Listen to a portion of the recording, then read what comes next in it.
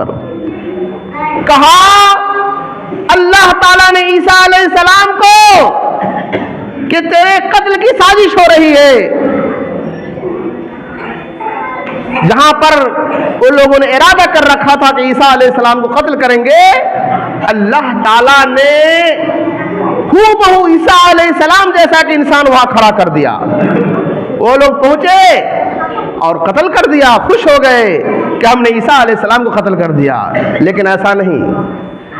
ان لوگوں کے آنے سے پہلے ایک انسان جو عیسیٰ علیہ السلام کی شکل و صورت کا تھا وہ کھڑا تھا، لوگوں نے اس کو قتل کیا.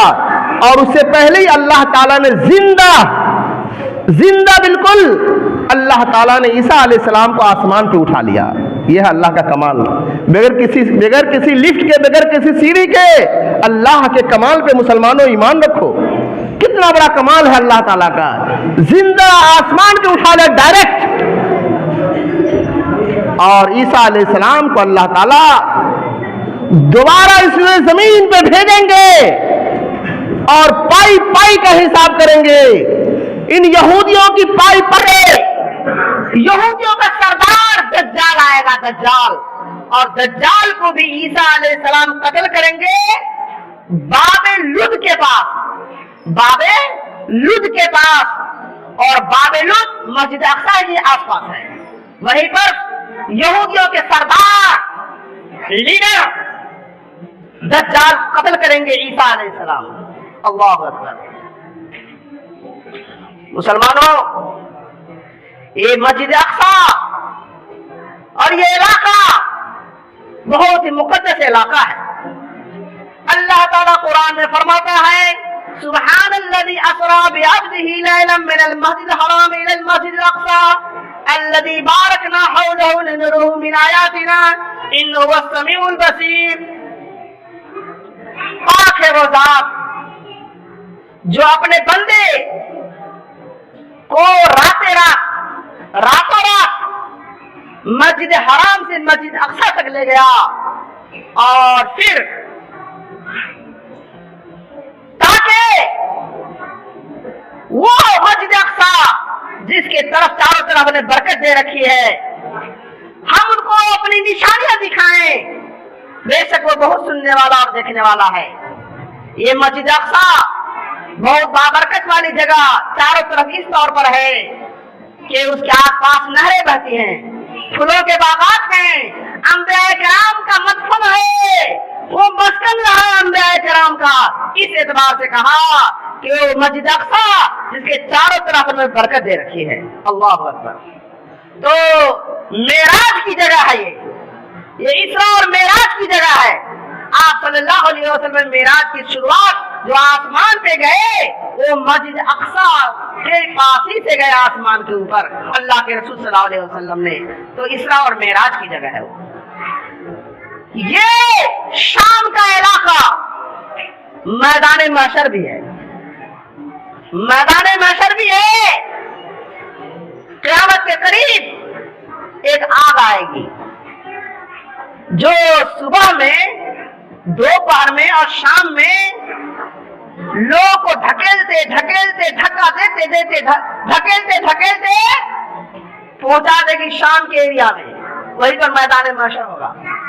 وہیں پر میدان محشر ہوگا شام کے ایریا میں، شام کے علاقے میں. یہ آگ دھکیلے گی انسان کو. مارے ڈر کے انسان بھاگتا جائے گا بھاگتے وہی پہنچے گا. اللہ اکبر. محترم سامعین کرام، میں بات کر رہا تھا مسجد اقصی کی. مسجد اقصی کو اقصی اس لیے کہتے ہیں کہ عربی زبان میں اقصی کا معنی ہوتا ہے بہت دور.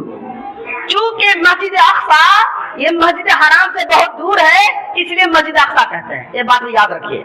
بہرحال تو یہ محشر کی جگہ ہے. شام کا ایریا یہ محشر کی جگہ ہے. پورے زمین کے اوپر سب سے پہلی مسجد جو تعمیر ہوئی ہے وہ مسجد حرام ہے، خانہ کعبہ ہے. اور دوسری مسجد کون سی ہے؟ یہی مسجد اقصی ہے.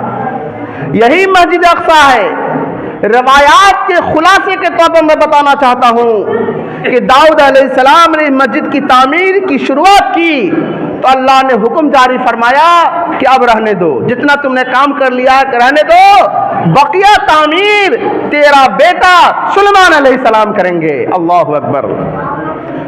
سلیمان علیہ السلام نے اس کی تعمیر مکمل فرمائی۔ اللہ اکبر۔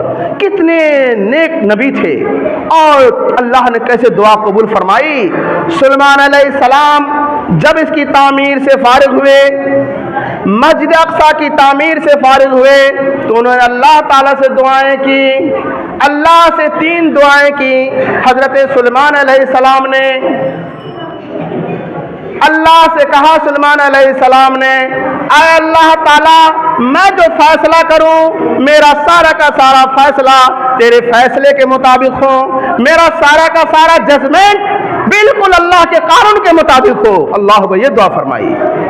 بہت بڑے بادشاہ ہیں، بہت بڑے بادشاہ ہیں، نبی ہیں، اور اللہ سے دعا کر رہے ہیں، اے اللہ تعالیٰ جو بھی فیصلہ کروں تیرے فیصلے کے مطابق ہو جائے، کوئی گڑبڑ معاملہ نہ ہو۔ کتنا تقوی اور پرہیزگاری دل کے اندر ہے۔ اللہ اکبر۔ دوسری دعا فرمائی، اے اللہ تعالیٰ مجھے ایسی حکومت عطا فرما، ایسی سلطنت عطا فرما کہ دنیا جب تک قائم رہے کسی کو ایسی حکومت نہ ملے۔ یہ دعا فرمائی۔ اللہ اکبر۔ اور تیسری دعا کیا فرمائی؟ تیسری دعا فرمائی، اے اللہ تعالیٰ جو بندہ بھی نماز پڑھنے کے خاطر اس مسجد اقصی میں آئے، بیت المقدس میں آئے، تو اس کے سارے گناہوں کو معاف کر دے۔ وہ انسان نماز پڑھنے کے بعد ایسا پاک صاف ستھرا ہو جائے، اس دن کے جیسا ہو جائے جس دن ماں نے اس کو جنا تھا، پیدا ہوا تھا، جس دن ماں کے پیٹ سے، ایسے گناہوں سے صاف ہو جائے۔ یہ تو دعا فرمائی۔ ہمارے حضور صلی اللہ علیہ وسلم نے ان کی دعاؤں کے بارے میں کیا فرمایا، غور کیجئے۔ ہمارے پیغمبر محمد صلی اللہ علیہ وسلم فرمایا کہ سلیمان علیہ السلام کی پہلی دونوں دعائیں قبول ہو چکی ہیں اور دنیا جانتی ہے۔ سلیمان علیہ السلام کی دونوں دعا قبول ہو چکی ہے، دنیا جانتی ہے۔ دنیا جانتی ہے کہ سلیمان علیہ السلام کے فیصلے بہت صحیح کریکٹ ہوا کرتے تھے۔ قرآن نے اس کی سرٹیفکیٹ جاری فرمایا ہے، یور ججمنٹ از کریکٹ، ذرہ برابر بھی غلط نہیں۔ کیوں؟ دعا فرمائی تھی۔ قرآن میں ذکر ہے، قرآن کا تفسیر مطالعہ کیجئے، دیکھیے گا ان کے فیصلے کی تعریف کی ہے اللہ تعالیٰ نے۔ اللہ تعالیٰ نے سلیمان علیہ السلام کے فیصلے کی تعریف فرمائی ہے، بالکل صحیح فیصلہ آپ نے فرمایا۔ اللہ اکبر۔ تو سرٹیفکیٹ جاری کر دیا اللہ تعالیٰ نے سلیمان علیہ السلام کے فیصلے کی کہ فیصلہ بالکل صحیح ہوا کرتا تھا۔ اللہ اکبر۔ دعا قبول فرما لی، قرآن میں اس کا ذکر موجود ہے، آپ قرآن کی تفاسیر کو دیکھیے اور پڑھیے۔ دوسری دعا جو قبول ہوئی وہ یہ، ایسی حکومت عطا فرما، ایسی حکومت، ایسی بادشاہت کہ جب تک دنیا قائم رہے ویسی حکومت کسی کو نہ ملے۔ اللہ تعالیٰ نے اس کو بھی قبول فرمایا۔ قرآن کیا کہتا ہے؟ وَوَرِثَ سُلَيْمَانُ دَاوُودَ وَقَالَ يَا أَيُّهَا النَّاسُ عُلِّمْنَا مَنطِقَ الطَّيْرِ وَأُوتِينَا مِنْ كُلِّ شَيْءٍ إِنَّ هَذَا لَهُوَ الْفَضْلُ الْمُبِينُ وَحُشِرَ لِسُلَيْمَانَ جُنُودُهُ مِنَ الْجِنِّ وَالْإِنسِ وَالطَّيْرِ فَهُمْ يُوزَعُونَ۔ اللہ اکبر۔ سلیمان علیہ السلام داؤد علیہ السلام کے وارث ہوئے۔ وارث کا مطلب یہ ہوتا ہے کہ اس کے بعد اس کی جو چیزیں ہیں اس کو مل جائیں۔ تو سلیمان علیہ السلام جو داؤد علیہ السلام کے بیٹے تھے ان کے وارث ہوئے، کس چیز کے وارث ہوئے؟ کیا دولت کے، روپے پیسے کے، سونے چاندی کے؟ نہیں، بالکل نہیں۔ کیونکہ ایک اصول یاد رکھیے گا زندگی میں، انبیاء کرام جو بھی جائیداد چھوڑ کر کے جاتے ہیں، جو بھی پراپرٹی چھوڑ کر کے جاتے ہیں، ان کی اولاد کو اس میں سے کچھ بھی حصہ نہیں ملتا ہے، اللہ کا بنایا ہوا قانون ہے۔ ان کی جو پراپرٹی ہوئی انبیاء کرام کی، دولت کی، زمین کی، جائیداد کی، سونے کی، چاندی کی، جواہرات کی، وہ کسی کو اس میں ان کے اولاد کو حصہ نہیں ملے گا، کسی کو اس میں سے حصہ نہیں ملے گا۔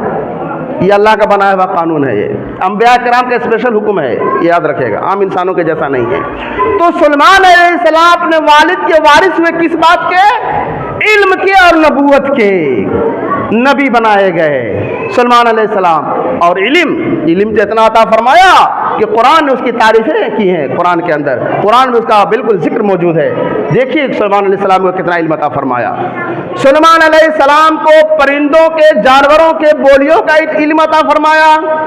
तमाम जानवरों की बोलियां, परिंदों की बोलियां, क्या बोल रही है, कौन सा परिंदा क्या बोल रहा है, क्या बातचीत हो रही है परिंदों की, जानवरों की, ये सारा का सारा इल्म अल्लाह ने अता फरमाया।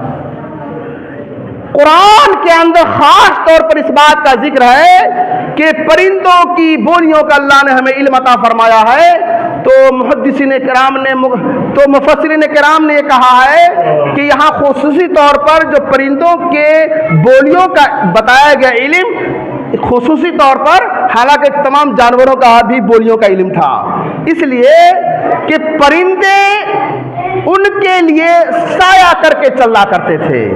परिंदे जहां जा रहे हैं वहां परिंदे साया कर देते थे बादल के जैसे, धूप से बच जाएं, धूप ना लगे। अल्लाहु अकबर, कितना बड़ा कमाल था ये, कितना बड़ा कमाल था मुसलमानों, अंदाजा लगाओ। परिंदों का इल्म अता फरमाया, परिंदे साया क्या रहते थे, जानवरों का इल्म अता फरमाया। आगे फिर कुरान कहता है कि उनकी हुकूमत इंसानों पे भी थी और जिन्नातों पे भी हुकूमत थी। बहुत बड़ी बात है, जिन्नात पे हुकूमत